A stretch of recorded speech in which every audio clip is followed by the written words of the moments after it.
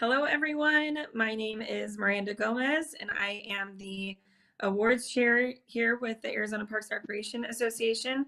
I also serve as the assistant director for the City of Avondale's Parks and Recreation Department. And I want to introduce or have my co-presenters introduce themselves, starting with Jamie. My name is Jamie Sullivan. I work for the City of Apache Junction, and I've been on the awards committee for a long time. I used to be in charge of pizza, and they kept me on to help every single year. Awesome. Jamie, we always did appreciate the pizza. My name is Adam Robinson. I serve as recreation manager for the town of Queen Creek.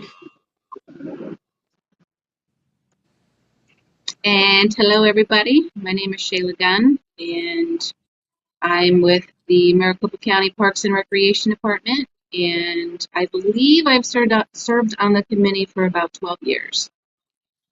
I've kept count. Okay, so today we're going to talk with you a little bit about these folks here are on the committee, and there's always lots of questions about how can I, do a better job writing out my nomination. Can you give me any tips or tricks on ways to get a winning award? And so today is the day that if you have any questions, you have the opportunity to ask them, and they will be answered. But we're going to go through a few of the commonly asked questions first, and you'll get to hear from the awards committee who actually grade them and hear a little bit about what they're looking for. So before we move into that, I wanted to share with you who the award committee members from this year were. Each year we have a little bit of variation. People kind of, transition off or transition on.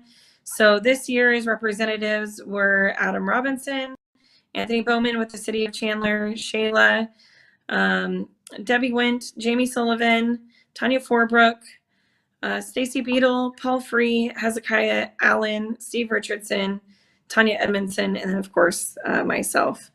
So a little bit about how the awards committee works. Here we get somewhere between 80 and 100 awards nominations, sometimes even a little more. We then divide those into the award categories that we're nominated for. And I take a look at the awards committee, how it's comprised for that year.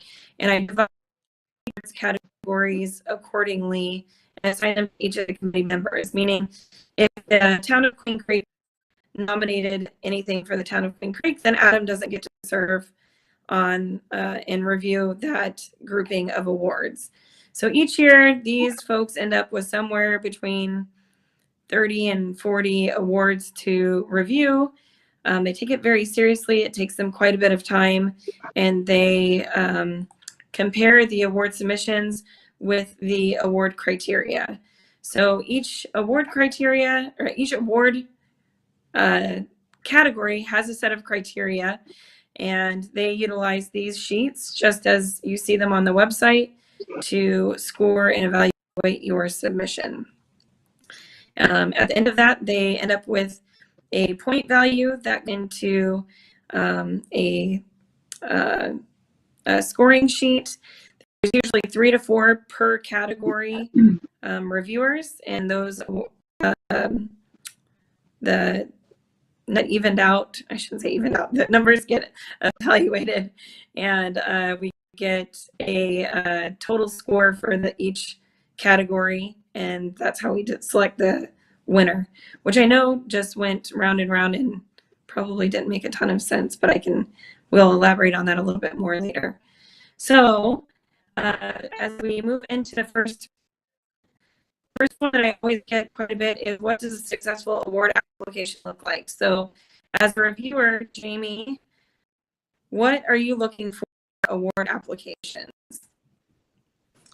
So I think overall we're going to cover within the questions, we'll fulfill the big picture of what a whole successful application looks like. But I think the number one thing is writing to the criteria. So the building blocks are put out there, and they're given to every person or every agency that is submitting the awards criteria. So in the end, a successful application would use those criterias to build their application and their submittal. So meeting every one of the criterias, writing to every one of the criterias, to me is what a successful award application looks like. Great. Adam, anything to add? Yeah, absolutely. Reiterate what Jamie said. Probably the number one thing is to answer the criteria, address it specifically. The best award submittals look like they are broken up into sections based on those awards criteria. But I think a couple of the other things that I know have an impact on me when I'm going through them is I just implore people to proofread, and have somebody else proofread, and then somebody else proofread. That's very important. Proofreading mistakes don't throw everybody off, but for those that do, that's an easy fix. And if you have no mistakes or proofreading errors, then you're not going to turn off anybody or kind of lose their attention or anything. So proofreading is very important. I like the ones that use the headers for each criteria section. So if the first criteria is use of innovation, then you literally put a header, use of innovation, and then address that right there. That's kind of how I like to see it, because it broke down. I don't have to go searching for each point category. You're really hitting the points right there, which is pretty important. I think it's better than just referencing it in a sentence. A lot of folks will just, in their first sentence of that section would be like, oh, and in one way that we use innovation, which is good, but still I think a header works the best for each one of those. One of the other things I'm going to throw out there is just providing context especially for numbers. So if we're reviewing, say, special event award applications, you might have an event that comes through, and they're based on city size. So let's say it's a medium-sized city or town. The nominations come in, and one has an event with 8,000 people, and one has an event with 350 people. Well, if you literally go off of no context, then the one with 8,000 people impacts a lot more folks than the one with 350. So you want to make sure, if you do have an awesome event, which is why you're submitting, that you address how 350 is actually a big number for what you're doing. I think that's pretty important, because then it provides that context and allows us to score them more evenly.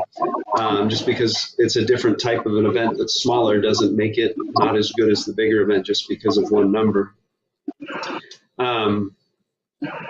And then just kind of to close out my notes for this question was avoid too much repetition. A lot of times we find we have winning pieces in our program, and we throw that into every paragraph because it's a big deal. But that does get repetitive, and you're going to want to avoid that. And then don't leave it short.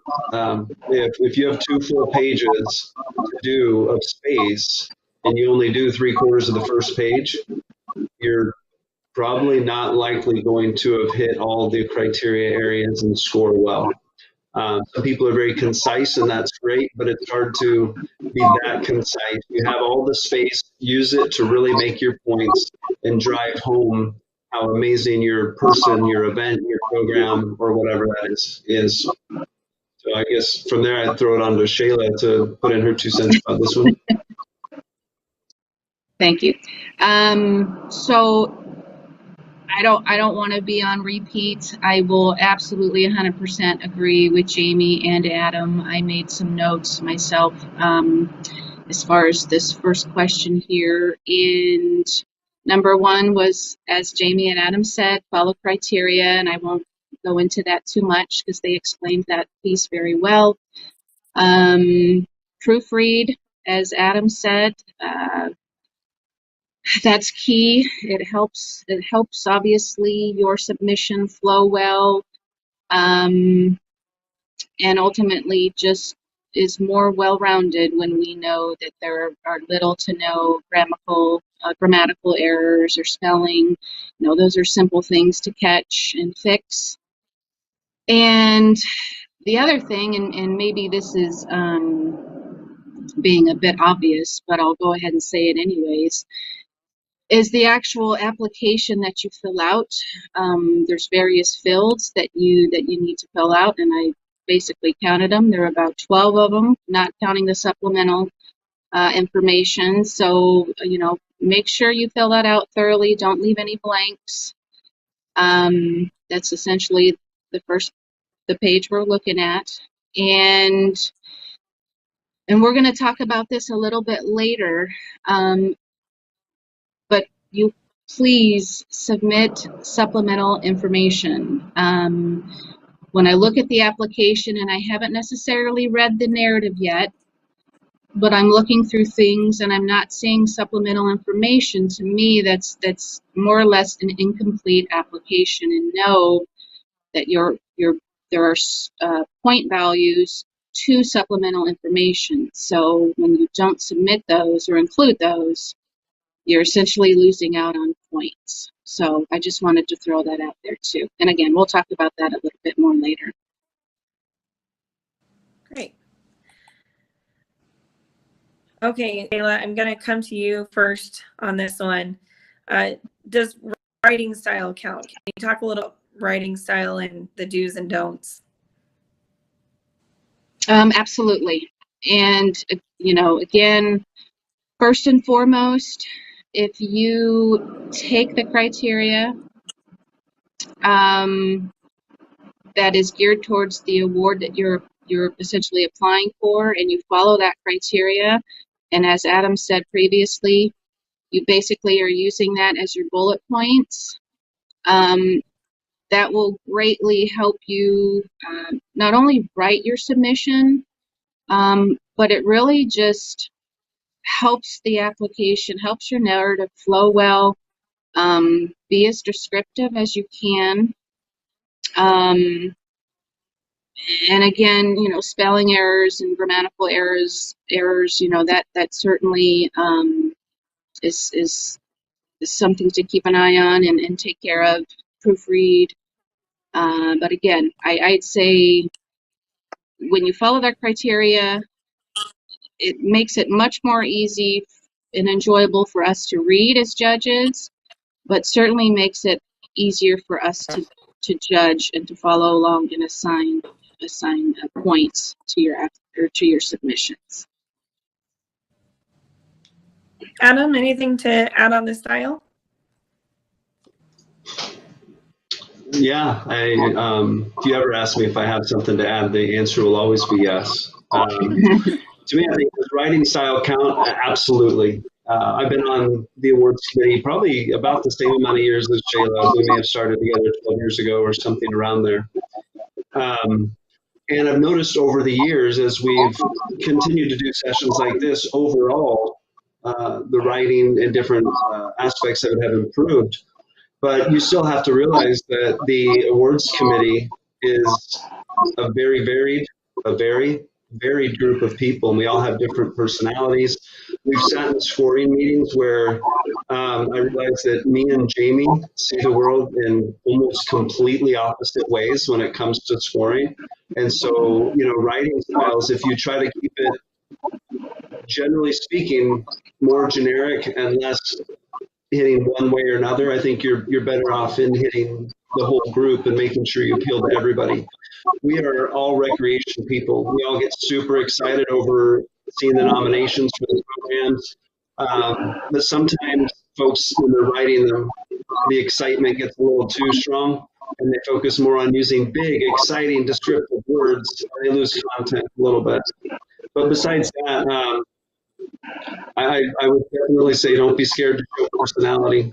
We love our recreation and we love to hear about it. We all want to sing its praises and scream it from the rooftops. It's just a matter of making sure messages first before personality in terms of the style of writing. That's it. Jamie, anything to see the world differently from Adam there? I always see the world very differently than Adam. I have a much more positive outlook and fun outlook than Adam, but writing style counts. And we've heard people say, well, it's not fair. I come from a small city. We don't have grant writers. We can't compete with grant writers. And to be honest, I personally don't think we have a ton of grant writers that are submitting awards for events or facilities. It's the coordinators, it's the programmers, some supervisors. Every once in a while, we might get the architects of a facility that supplement. But I think that over the years, we've perfected it to make it easy enough. Like we said before, if you write to the criteria and you can put together cohesive thoughts, in writing, that definitely helps us. If we have to go looking through a full paragraph to find the one sentence that's telling us what the criteria is, most likely we're going to get lost in all that extra information. So I think writing to the point with your own style and your own personality is a definite must. If you write it like a story and we have to go through and highlight and pull out pieces on our own to try to find that information, it makes it more difficult for us. And that will reflect when we score. I also think that it's really important that people make sure that they tell us what they are submitting for, so that it is very clear that what the event is. You can't assume that somebody in Apache Junction knows what Halloween event is being put on by a city that's all the way on the west side. So a lot of details and explanations of what your event is. We all have a Halloween event. Well, most of us do. But they all look very different from each other. So you need to make sure that in your style, you are encompassing the true reflection of what your event is, so we don't have to guess. Most likely, we won't go to your Facebook page or YouTube, or we won't go Googling what your event is. Your application needs to give us a very clear picture of what your facility is, who your person is, whatever it is that nomination is for. We should be able to have a really good, clear picture just by reading your submittal and looking at your supplements. Great. Thanks, everyone. So, going to the middle question, and Jamie, I'm going to let you start on this one. What types of supplementals are you looking for? I very often will get the question of, well, do I have to submit supplementals? And I always tell them, well, no, you don't have to, but you do get a point for them. So, you know, a point is better than 0 points. We learned that in school, right? So, what type of supplementals, what are you guys looking for? And even though the grading criteria says that they are optional, when people ask me, I tell them they are not optional, because they are. You can see that there are points associated with that criteria. So, and it used to be we would get a lot of cut and paste, a lot of snip, a lot of scanned in. Again, if I have 2 submittal applications, and I will take, for example, for 2 events, and they are both well written, they both are scoring very well, and I'm having difficulty of deciding which of these 2 events are the very best, it could be how and what do their supplements look like. If one of them doesn't have any supplements, then they're going to lose by default. If I look at their supplements and somebody has put them together very nicely, there is a news article with a couple of pictures, and they're well formatted, they maybe have a nice background, and then the next person's supplements is a scanned in article and a YouTube link. Most likely the one that had the most effort, that is well put together, that's what's going to take that nomination to being an award recipient rather than just a nomination. So your award submittals, I personally like to see pictures. That is your way to show me what your event is. If it's hard to put it into words, then put it into pictures and use your pictures to tell your story. If you had a great article or you did something completely different that people have, if you have the world's largest pile of trash at your dump truck event, that is going to be what is different and something that maybe I've never seen before at an event. So show it. Those are the things that we're looking in your supplementals. That is your visuals. It's your opportunity to be able to showcase it and add it to your submission. Okay, Shayla, going to you next. I'll just kind of, jump on board with Jamie in terms of, I think my top preference is absolutely getting to see pictures. It really helps round out your submission, and kind of brings it to life, whether it's a special events or a program or person. It really kind of connects everything together when we get to see pictures, and it's enjoyable to look at. Beyond that,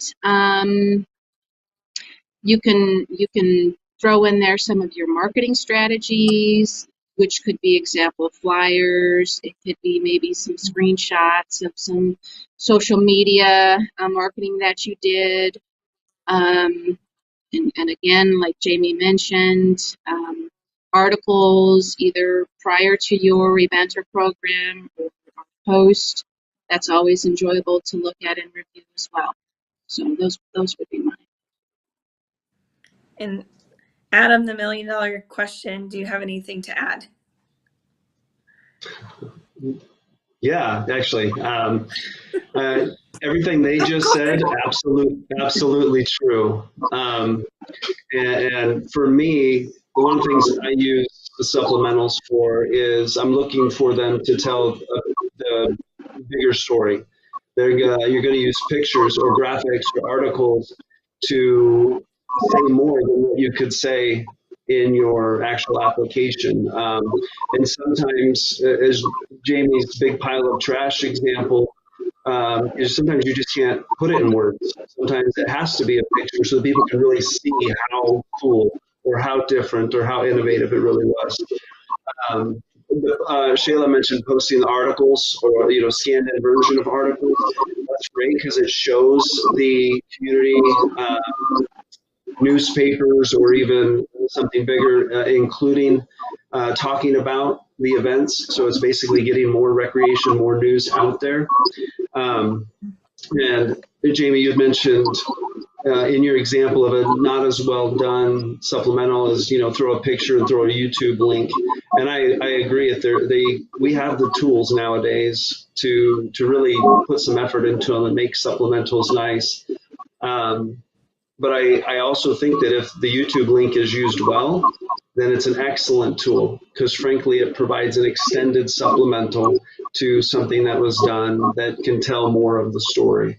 Like when Corey from whatever channel that is comes out to events and interviews staff and has people do things, that usually goes a little deeper in terms of telling the story. It's neat to have that link and be able to see that. You get a little bit better picture of what the event was. So I completely agree that having it done well supersedes not done well, and doing it at all is definitely better than not doing it at all.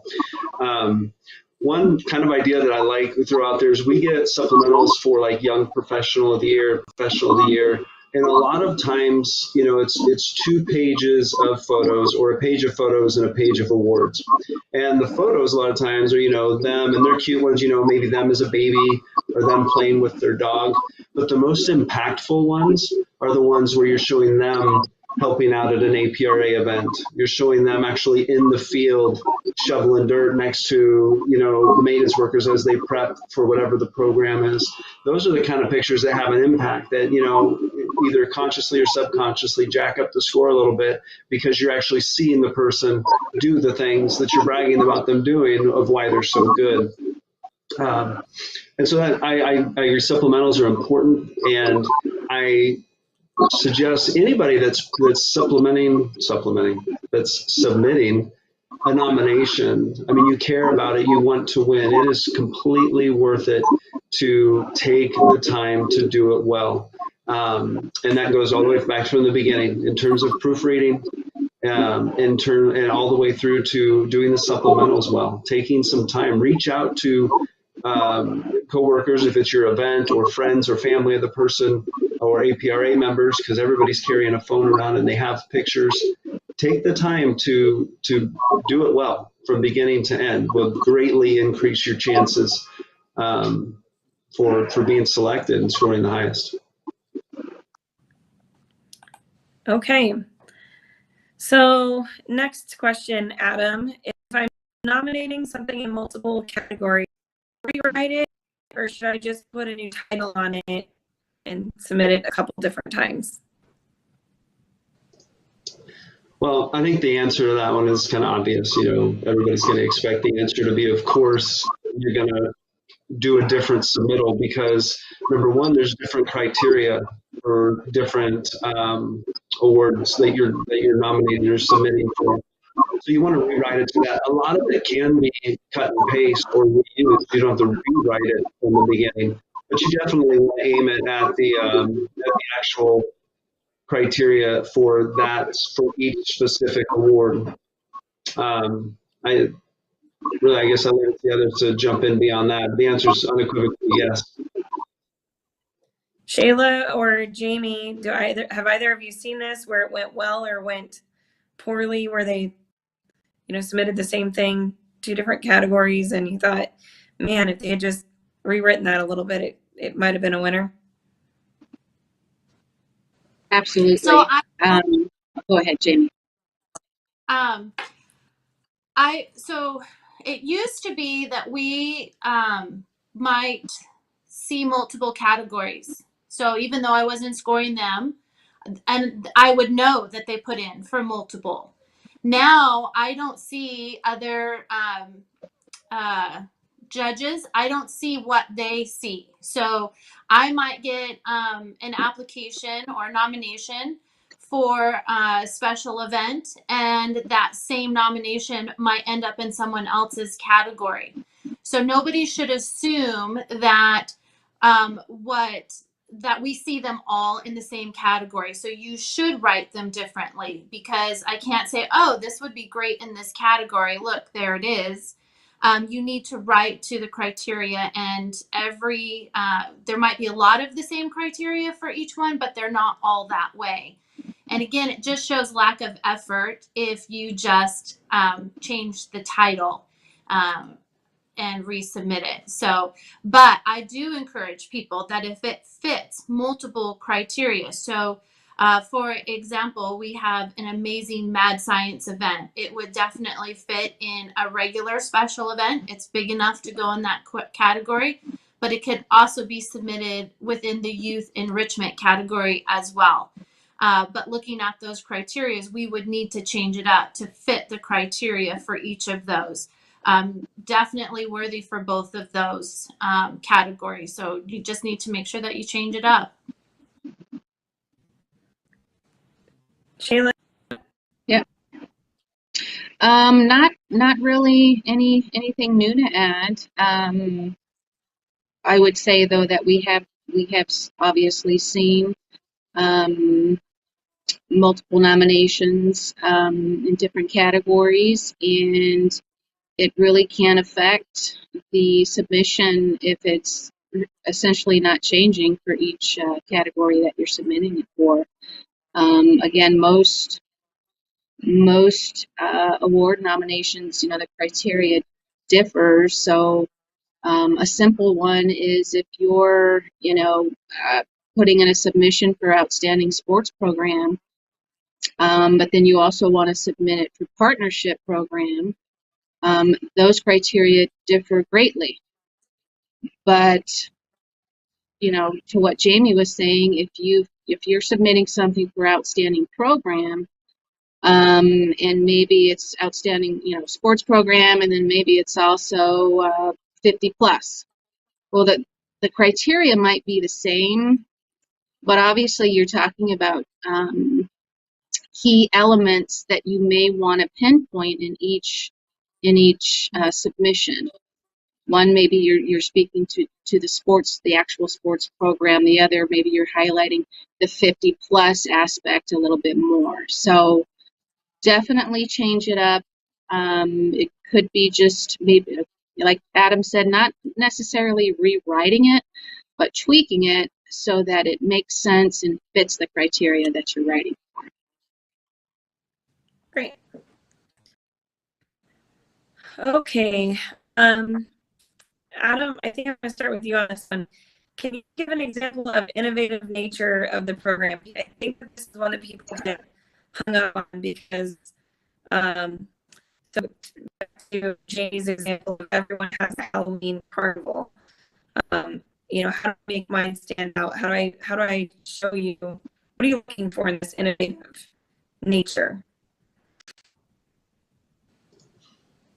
This is a good question. This is when I was kind of previewing the presentation, I saw this question. I'm like, that is actually a tough one, because in so many ways, exactly what y'all just said is, most cities have a Halloween event. So when we submit a nomination for our Halloween event, and we have to talk about the innovative nature of it, for us, our particular event in Queen Creek, and 10 years ago, was the trunk or treat nature of it. The cars, the parking. We weren't the only ones in the world doing it, but it was fairly new, especially for cities and towns. That was mostly a church thing back then. Nowadays, I see trunk or treats nationwide, all over the place. Whenever you see advertisements, or we talk about national events through conference and stuff.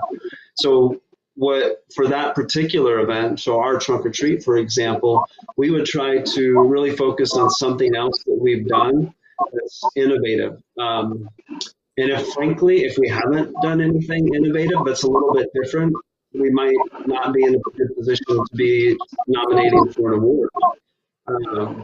So Erica Perez, who works for me, she works very hard to make sure there's something innovative and changed and new every year. And so that's just a good example of how, you take an event that kind of everybody has, we're doing another one, but really focusing on innovative ways that it is improved or better than or completely new. And then those of us on the selection committee, we read them and we steal all the good ideas and we take them back to our homes. I'm just sort of, I just got bad looks. I don't know. I was kind of for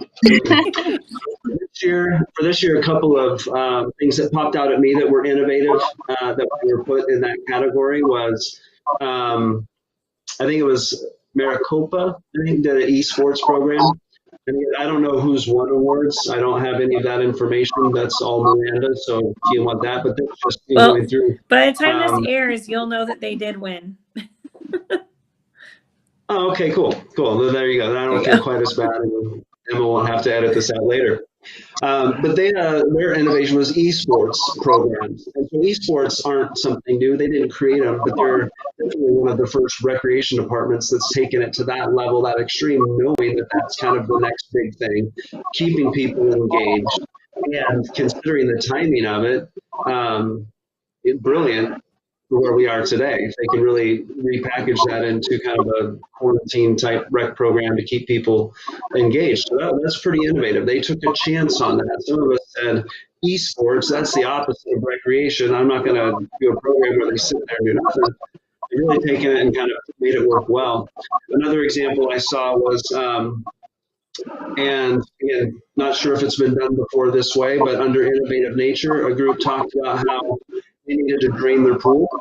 So in the days before they drained their pool, when it was closed, they did a dog day at the pool. I don't remember exactly what the name was. It was cute though.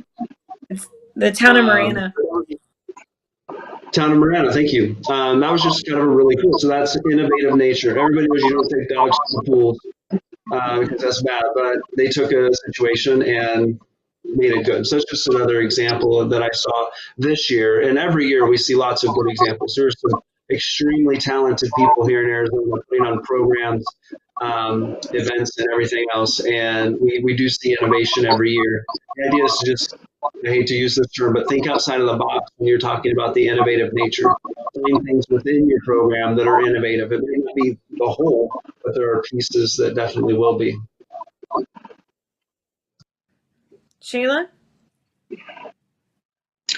Well, I don't have quite as specific examples as Adam. My answer is a bit more general, and I'm answering it this way not only because I've been on the committee and I judge submissions, but also because I've been on the other side of things and I've submitted them.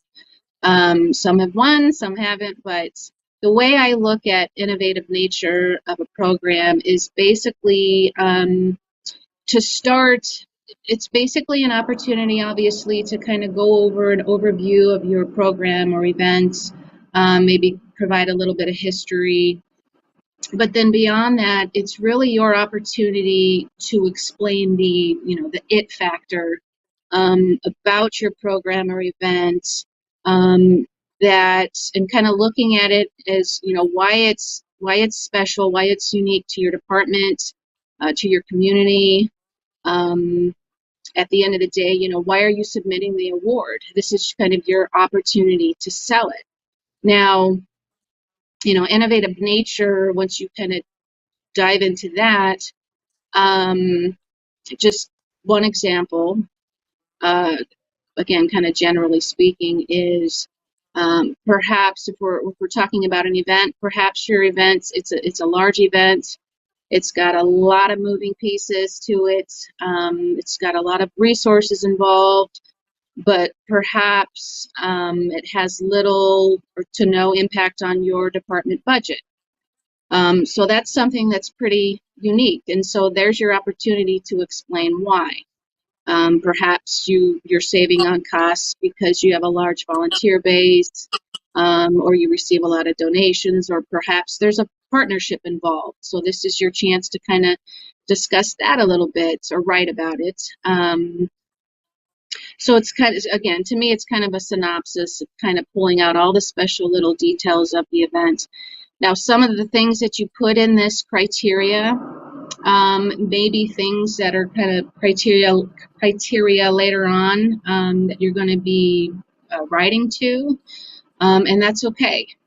Those are opportunities with those specific criteria to get more specific, whether it's unusual challenges that you're facing or whether it's the piece where you're talking about your budget specifically. That's okay. Bottom line, though, innovative nature is, again, can be a combination of things that make it really special, or it can be one thing. But, be descriptive, and again, it's your opportunity to really, this is the first paragraph that we read, so it's your opportunity to make it shine. Explain to us, again, the it factor, what makes it special. Jamie, anything to add?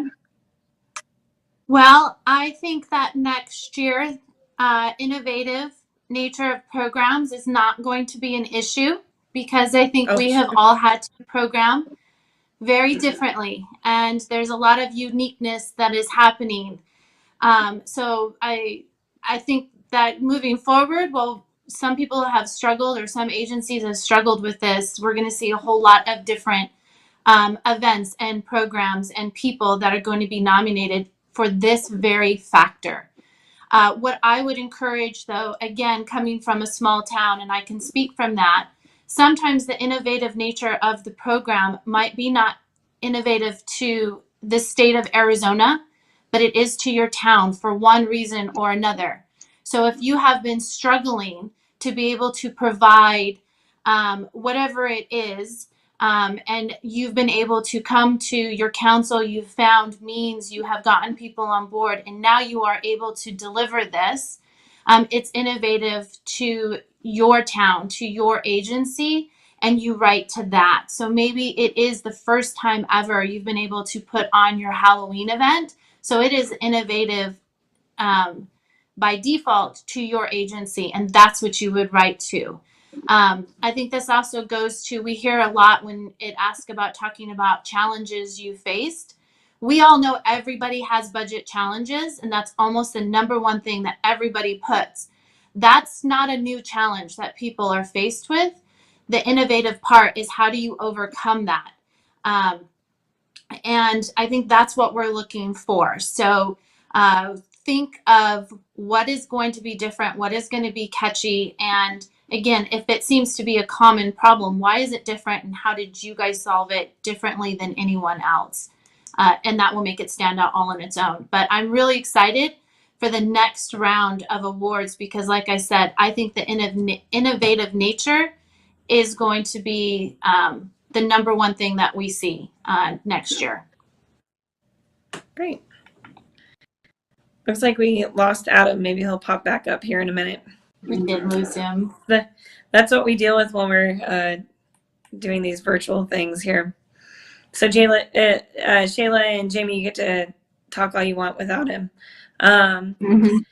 So, outstanding parks professional, young professional, and volunteer and professional awards. How do people structure those? We've talked a little bit about that through supplemental, which I thought was a great point that Adam pointed out earlier. Don't tell him I said that. But those always seem to be the ones that people are really this one in the facility categories, and sometimes partnership. People are, getting that winning in this category. So, are there any tips that you have that you can help somebody, their person that they want to recognize, stand out? And Jamie, let's start with you, Jamie. There he is. Oh, great. Adam's back. He's back. These are also, the People Awards are also the hardest for, I would say, I speak for myself, but they are the hardest ones to score. We have amazing people that are in Parks and Recreation, whether they're parks, whether they're rec, whether they're volunteers. So it is very, very difficult. So as we mentioned before, writing to the criteria, not having any grammatical errors, submitting your supplements and the best supplements you can, because sometimes you are looking for that. You have to find something that differentiates them, and it's not the content. It's not how great the person is, because most of the time they're all great.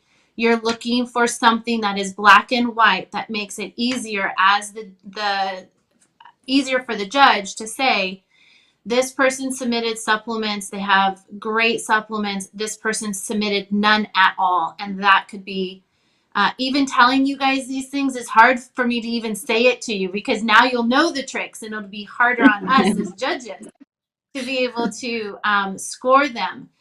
But I will say too that when we're looking, this is when it is important to make sure you're capturing how many years that they have been part of that agency, or not just that agency. Maybe they've been a volunteer over multiple agencies and you want to capture all of that. The number of touches of, they've worked in this program, but it reaches this program and it reaches these people, to expand it as much as you can. These are very, very tough categories. And I would include partnership. I've been on the partnership one where we've had up to 12 to 14 different submittals alone in the partnership one. And those are just very, very tough to score. So all of the things that we talked about before are definitely super important, that those ones are done by the book as much as you can. This also might be ones that you throw a little bit of creativity in because you want them to stand out a little bit, so that it's not always the same submittal that we're reading about. Oh, this is a great person, they did this. Yep, this is a great person, they did this. Throw in some of your creativity in there to make it stand out a little bit. Great. Adam, welcome back. Anything to add on this? Did you miss that? Can you hear me still? I can hear you. In fact, I could hear the whole time. I just lost video. Oh. So the compliment you dropped earlier, I heard. I appreciate that. Yeah. No, everything Jamie said is exactly correct. So I don't need to add to that. You just nailed the part completely. It is difficult to judge these awards. I think that I'll just repeat kind of what I mentioned earlier on another topic, is that on the supplementals, you focus for these categories on people doing things within the rec field that make them stand out. So pictures of them of babies is great, but pictures of them at an APRA function, fundraiser, that type of thing, or the things that set them apart. Because when we read through these, like Jamie said, all the people are amazing. But what stands out, what stands some of them apart, is their involvement in APRA or NRPA or IFEA or any of the different categories that we all work within. And so, somebody that might put somebody over the edge when you talk about how they are the treasurer for APRA, or they literally work, 14 different fundraising events this year, or that type of thing. Focusing on involvement in the organization has always been a strong point getter for these categories. Shayla, anything to add? Well, not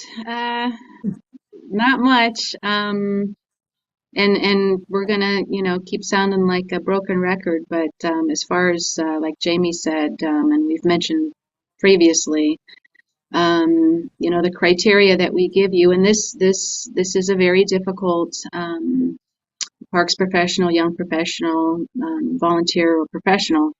They're very difficult to write. They are. I've been on the other end of it, and trying to find those 1,000 words. And it's not that the person isn't, up to the standards, but it's hard sometimes to put down on paper. So the criteria, follow it, and it's there to really help guide you. And you may not always have, usually when with some of these, there's a history that you're speaking to in terms of their involvement with APRA or their involvement in general with the Parks and Recreation field. So you're kind of going through a history, and it's not like you've had a camera the entire time, or maybe you have, and you have lots of great pictures. But the submission, they're very enjoyable to read, and be as descriptive as you can, and again, follow the criteria. Again, it's there to help you and help kind of guide you through your writing process. Great. Okay, two more And questions, and these are, oh, go ahead, Jamie. just to circle back, if it's not written, then we can't assume that it happened either. And I know that we have a lot of people that are on the committee. And so sometimes it has come down. If you want the background of what happens when we all get together, there's been some knockout, drag out, I think this person because, and they start bringing up things that are not actually in the submittal. I know that this person has done this. I know that they've been involved with this. Well, if it's not, it's just like a job interview.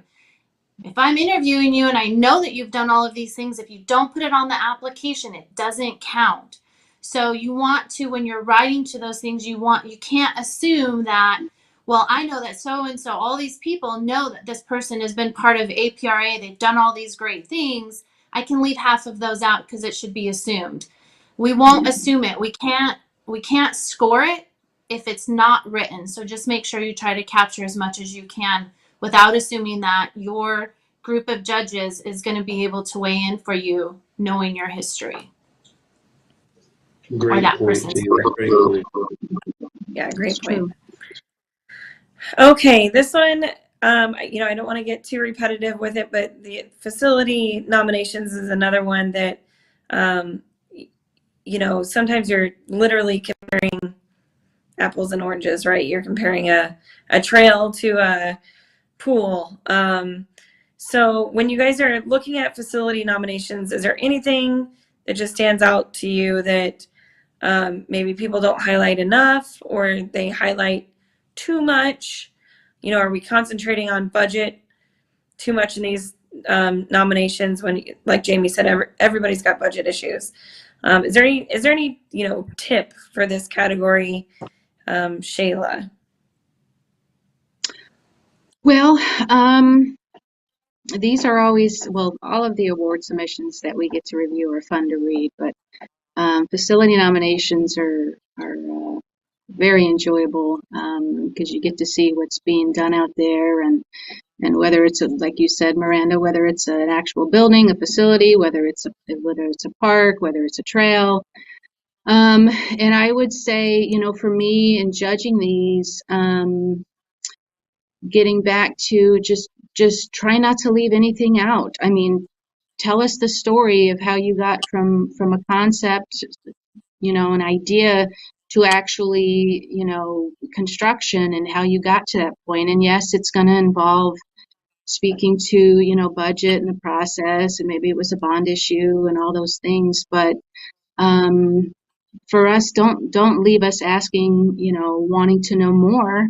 Just be as descriptive as you can, and try and make it sound as creative as you can. And maybe that's not real difficult at times, depending on how you got to the point that you actually got to, again, build the park or build the facility.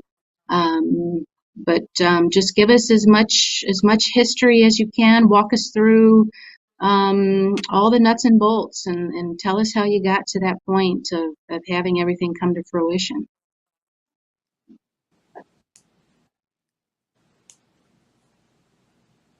Oh, we lost your sound. All right, sounds like we lost Miranda, so I'll jump in and take over.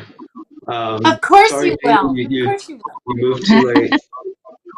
No, Shayla, excellent answer. Very, very good points. I think the only two things I'll add is, as we kind of talked about earlier with the example of attendance, big events versus small events, it's the same thing here for facilities. So you have a big multi-gen center that was a $26 million facility, and then you have a new trail system piece that went in that might have had a total cost of 1.2 million. So it's a matter of focusing strongly on the impact that that new facility has on your community, the need for it. Just using those two examples, if you're in a rich community and you built a multi-channel center and it's big and beautiful, that's amazing.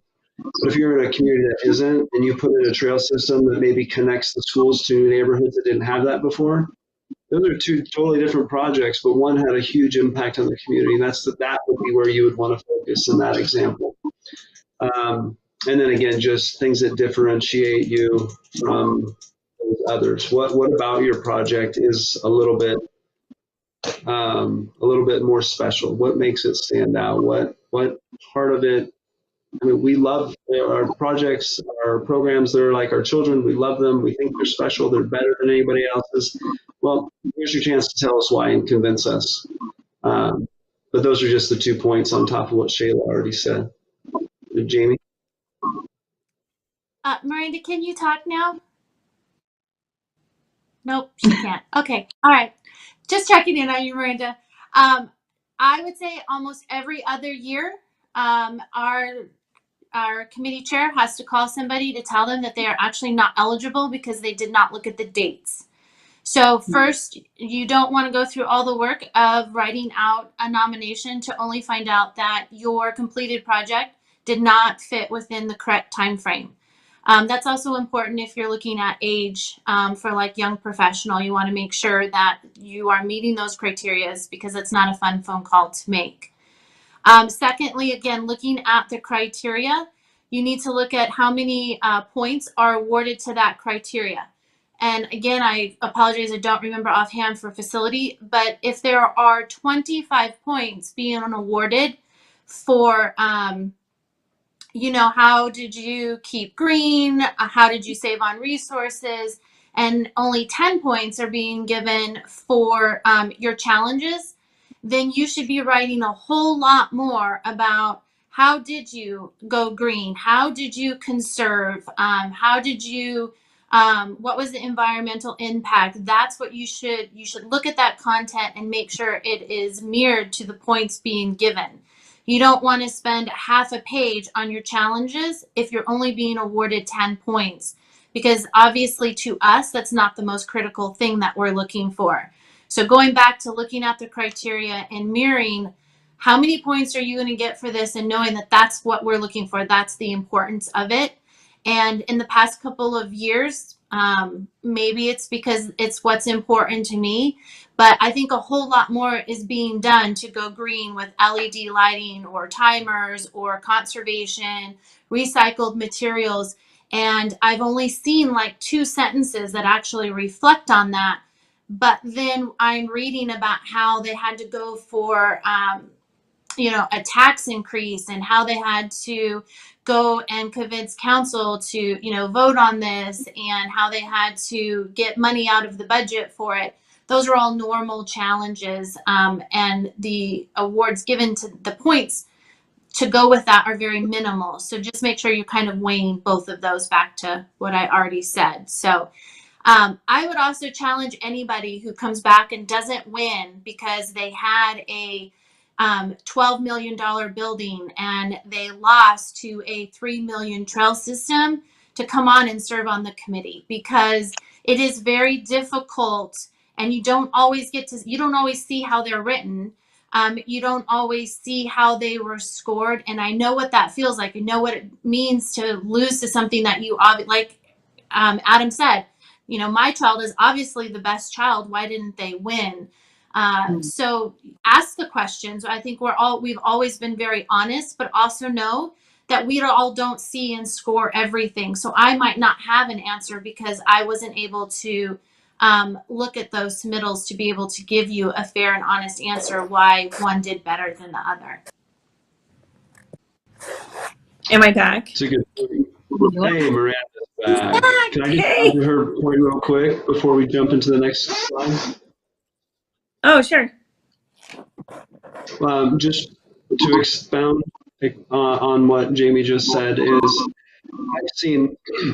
I've seen award applications come through for programs that I was either a part of or attended, and I would shake my head when I read the nomination form because they did such a poor job of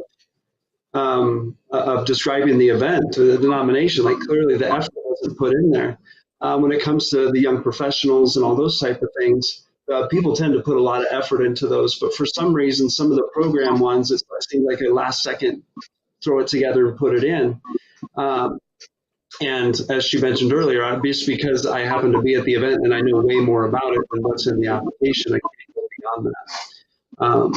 So do your best, fill it out, sell us, and hit the criteria or the main overarching points.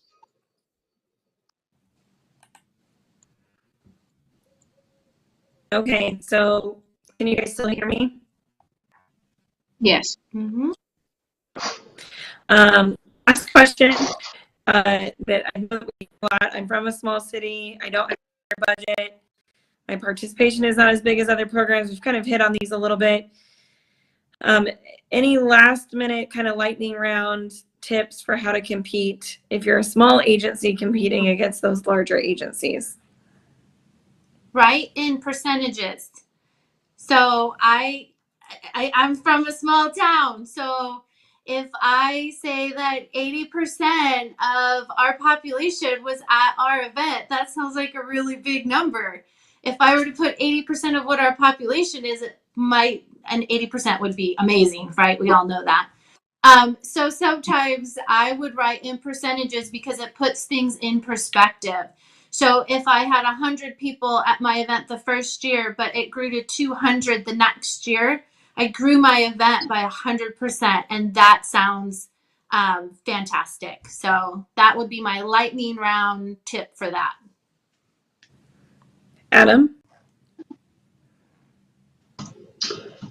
Lightning round tip, don't write in big block paragraphs where 3/4 of your page is literally one paragraph. I think things become much easier when you break your thought processes down into different paragraphs, allow people to read them, they absorb it better, and you're going to get a better score, especially if you don't force us to go digging. And we will, because we want to score everybody fairly, but I can tell you it's easier when stuff is well laid out. And then my number one thing that I do with everything I write, from little memos to council presentations, is I have multiple people with different skill sets review and give me feedback on them. And I think every submission should have gone to at least 2 other people. And even small towns, like we don't have a grant writer or anything like that, but we have an amazing PIO, and she's one of the people I go to every time for review because she's great at that particular thing. And then I'll pick somebody else that I know has the time or maybe knows about what we're writing and get them to review and get their input as well. That way I feel like in the end I'm producing the most well-rounded submittal I can, because it's not just my brain, which falls short way too often. I need help from others most of the time. Shayla? Just real briefly, I will say that that I worked for a small community and lived in a small community for almost 17 years. And we've submitted several applications and we've won several. And Jamie's right, the percentages, that works, because I've been there, I've done that. And it really just highlights, and Adam mentioned it earlier during some of our discussion, that it really kind of pinpoints why that particular program or event, whatever it might be, is special to your community, small community. and it really goes a long way to utilize numbers and highlight those.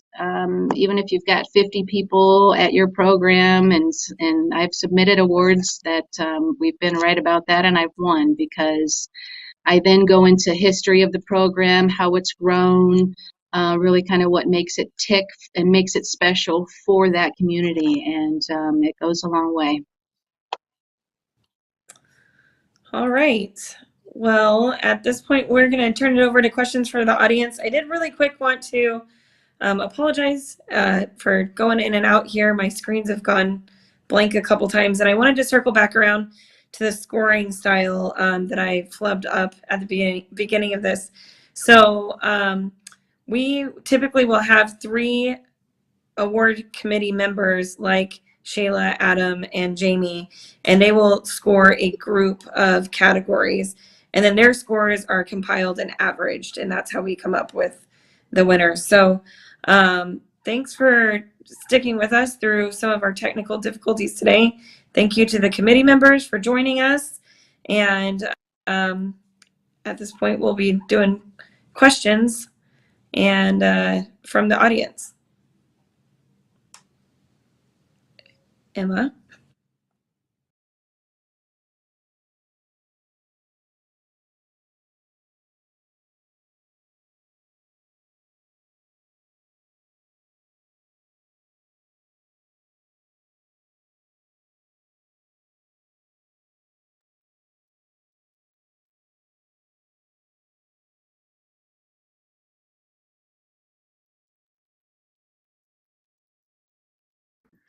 Here we go. There's another technical difficulty.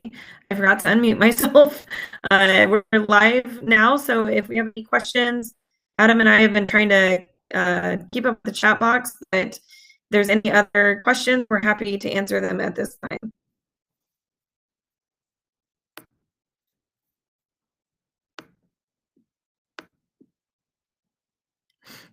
Sorry, guys.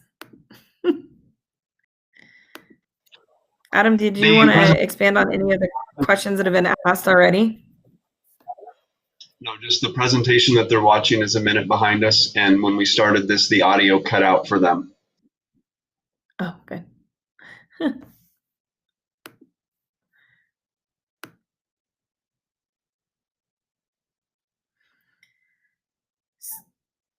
So, what was one of the questions here? We talked about formatting. Anything that you add that we didn't cover? I know we beat this up pretty good.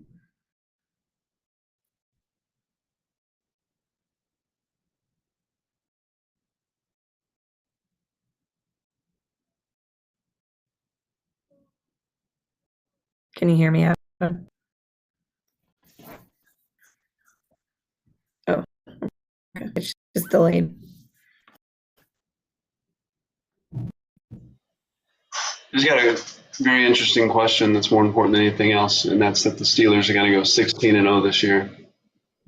Just to keep going through. Great question, Dan. That is if they have a season. The Steelers are not a season because they're going to put up a for. Ouch. All right. Any other questions? Otherwise, I think that we can wrap it up early if we've already answered all the questions. I don't know how that works, Emma.